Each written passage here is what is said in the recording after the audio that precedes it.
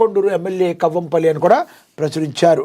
ఇక కష్టపడి చదివితే ఉన్నత స్థాయికి చేరుకుంటామని జిల్లా కలెక్టర్ హనుమంతరావు చెప్పారు. ఇక ఏఎన్ఎన్ తెలుగు కేంద్రాలు ఆవిష్కరించారు మంత్రి వాకిట Srihari. ANN Telugu news channel నూతన సంవత్సర క్యాలెండర్ను రాష్ట్ర మంత్రి వాకిట శ్రీహరి గురువారం సాయంత్రం ఆవిష్కరించారు.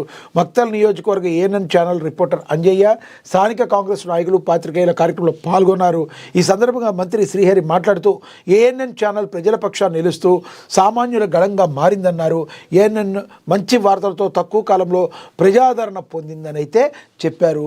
మరి మంత్రులు కావచ్చు, లేదంటే ఎమ్మెల్యేలు కావచ్చు, సామాన్య ప్రజల్లో కూడా ఏఎన్ఎన్ ఛానల్కి మరి విపరీతమైన ఆదరణ పెరుగుతుంది. ఎందుకంటే నువ్వు ఉన్నది ఉన్నట్లుగా నిజాయితీగా చెప్పడానికి మరి చేసే ప్రజల కోసం పనిచేసే ఏకైక ఛానల్ ఏఎన్ఎన్ ఛానల్ అని చెప్పుకోవడానికి మేమందరం కూడా గర్వపడుతున్నామని కూడా మరి మరొకసారి పునరుద్ఘాటిస్తున్నాము. ఇక అదేవిధంగా కష్టపడి చదివితే ఉన్నత స్థాయికి చేరుకుంటామని ప్రచురించారు. అదేవిధంగా నీళ్ల పేరిట కాంగ్రెస్ బీఆర్ఎస్ డ్రామా ఆడుతుందని బండి సంజయ్ తీవ్రమైన విమర్శలైతే గుప్పించారు. కాంగ్రెస్ బీఆర్ఎస్ పాలకుల పాపాలే తెలంగాణ ప్రజల పాలిట శాపాలయ్యాయని కేంద్ర హోంశాఖ సహాయ మంత్రి బండి సంజయ్ కుమార్ మండిపడ్డారు. నీళ్లు నిధులు నియామకాల ట్యాగ్ లైన్తోనే ఆ రెండు పార్టీలు దోపిడీకి తెరదీశాయని మండిపడ్డారు. కృష్ణా జలాల వాటాలో తెలంగాణకు అన్యాయం జరిగిందని, ఇందులో మొదటి దోషి కాంగ్రెసేనని దుయ్యబట్టారు. కేసీఆర్ 10 ఏళ్ల పాలనలో తెలంగాణకు తీర నష్టం వాటిల్లిందని ఆయన తీవ్ర ఆవేదన వ్యక్తం చేశారు. రాష్ట్ర విభజన సందర్భంగా ఆంధ్రప్రదేశ్ పునర్విభజన చట్టంలోని 89వ సెక్షన్లో పలు ప్రాజెక్టులు ఉన్నప్పటికీ పాలమూరు, రంగారెడ్డి ప్రాజెక్టు ప్రస్తావనే లేదని కొండబద్దలు కొట్టారు ఆయన. అట్లాంటప్పుడు జాతీయ హోదా ఎట్లా అడిగారని ప్రశ్నించారు.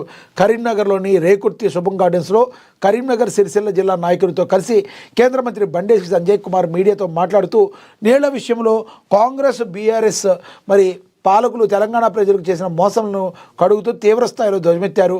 ముఖ్యాంశాలు గతంలో 10 రోజులుగా నీళ్లు పేరుతో కాంగ్రెస్ బీఆర్ఎస్ పార్టీలు పొలిటికల్ డ్రామాలు ఆడుతున్నాయన్నారు.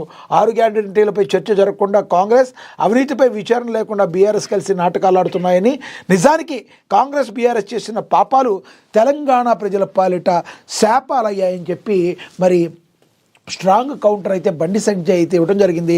మీరేమంటున్నారు అసలు అనుకుంటున్నారు? బండి సంజయ్ మాట్లాడిన మాటల్లో వాస్తవం ఉందా అనుకుంటున్నారా లేదా? మీరు కమెంట్ బాక్స్ రూపంలో కమెంట్ చేయండి.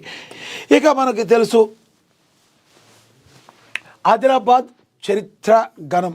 గడ్డ కట్టే చల్లో వేడి పుట్టిస్తున్న రాజకీయాలు, మున్సిపల్ పీఠంపై ప్రధాన పార్టీల కన్ను. గతంలో బీఆర్ఎస్ సొంతం, ఈసారి అధికార కాంగ్రెస్కు అవకాశాలు అధికం, రిజర్వేషన్లు టెన్షన్. ఇక ఆదిలాబాద్ పురపాలక సంఘ తెలంగాణ రాష్ట్రంలోని జిల్లాకు ప్రత్యేకమైన స్వపరిపాలన సంస్థ అది. ఈ పురపాలక సంఘం 1956వ సంవత్సరం తర్వాత ఏర్పడగా 1998లో మొదటిసారిగా మున్సిపాలిటీగా అప్గ్రేడ్ చేయబడింది. జిల్లా కేంద్రంగా ఉన్న ఆదిలాబాద్ పట్టణమే దీనికి పరిపాలనా కేంద్రం. ఆదిలాబాద్ మున్సిపాలిటీ చరిత్ర ఎంతో ఘనమైనది. చరిత్ర పెద్దగా ఉన్న అభివృద్ధిలో గత పాలకులు చిన్నపు చూపు చూశారన్న అభిప్రాయం ప్రజల్లో అయితే ఉంది. ఎందుకంటే రిజర్వేషన్పై దృష్టి పెట్టడం, మరి స్వతంత్రంలో కీలక పాత్ర పోషించబోవడం, మరి తుది జాబితాకు కసరత్తు చేయడం, ఇవన్నీ కూడా మరి గడ్డ కట్టే చలి. మనకు తెలుసు ఆదిలాబాద్లో చలి తీవ్రత ఎక్కువగా ఉంటుంది. అదే ఎండాకాలం వస్తే ఎండ తీవ్రత ఎక్కువగా ఉంటుంది. వర్షాకాలం వస్తే వర్షాలు కూడా గట్టిగా పడే అవకాశం అయితే బాగా ఉంటుంది.